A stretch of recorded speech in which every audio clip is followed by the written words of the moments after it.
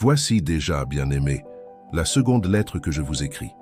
Dans l'une et dans l'autre, je cherche à éveiller par des avertissements votre saine intelligence, sachant avant tout que, dans les derniers jours, il viendra des moqueurs avec leurs railleries, marchant selon leur propre convoitise et disant « Où est la promesse de son avènement ?»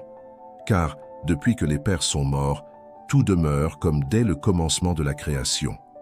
2 Pierre 3, 1, 3, 4. Bonjour mes frères et sœurs, j'espère que vous allez bien par la grâce de Dieu le Tout-Puissant, notre Maître, Seigneur et Sauveur Jésus-Christ. Aujourd'hui, il nous a donné la force de parler en son nom afin d'éveiller son peuple par des avertissements, pour que beaucoup demeurent fermes dans la foi, avec l'espérance du salut.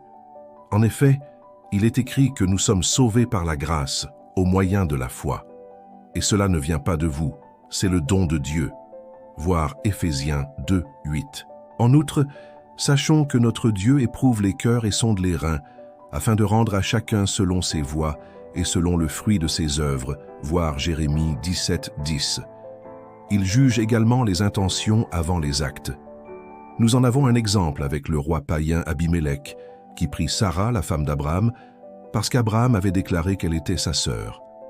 Afin qu'il ne pêche pas contre lui, Dieu lui apparut en songe pour l'en empêcher, reconnaissant qu'Abimélec avait agi avec un cœur pur, voir Genèse 20, 1, 6.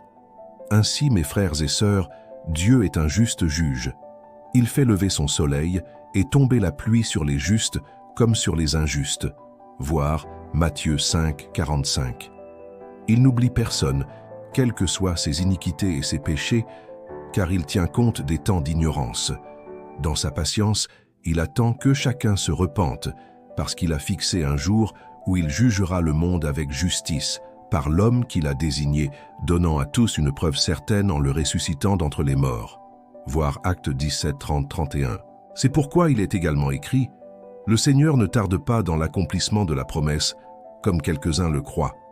Mais il use de patience envers nous, ne voulant pas qu'aucun périsse, mais voulant que tous arrivent à la repentance. » Voir 2 Pierre 3, 9. Cependant, ce que Dieu n'aime pas, ce sont les moqueurs et ceux qui marchent selon leur propre convoitise. Or, nos convoitises, lorsqu'elles ont conçu, enfantent le péché, et le péché, lorsqu'il est consommé, produit la mort. Voir Jacques 1, 15.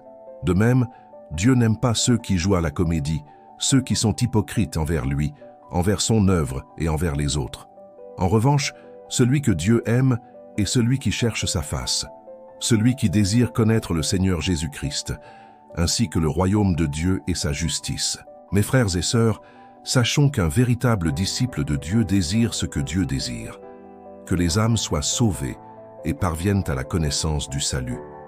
Pour accomplir cette œuvre, la foi et l'amour sont indispensables. C'est pourquoi la parole de Dieu nous demande de nous examiner nous-mêmes, afin de savoir si nous sommes dans la foi, voir 2 Corinthiens 13, 5. En effet, sans la foi, il est impossible d'être agréable à Dieu, car il faut que celui qui s'approche de lui croit qu'il existe et qu'il récompense ceux qui le cherchent, voir Hébreux 11, 6. C'est également par la foi que nous reconnaissons que l'univers a été formé par la parole de Dieu, de sorte que ce que l'on voit n'a pas été fait de choses visibles, voir Hébreux 11, 3. Toutefois, même si nous avons la foi, si nous n'avons pas l'amour, tout cela est vain, car l'amour est plus grand que tout, voir 1 Corinthiens 13, 13. Mes frères et sœurs, restons centrés sur Jésus-Christ et cherchons-le de tout notre cœur. Alors il se révélera à nous, selon ce qui est écrit dans le livre de Jérémie. Vous me chercherez et vous me trouverez, si vous me cherchez de tout votre cœur. Jérémie 29, 13.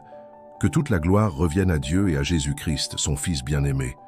Que personne ne méprise ta jeunesse, mais sois un modèle pour les fidèles, en parole, en conduite, en charité, en foi et en pureté. Veille sur toi-même et sur ton enseignement.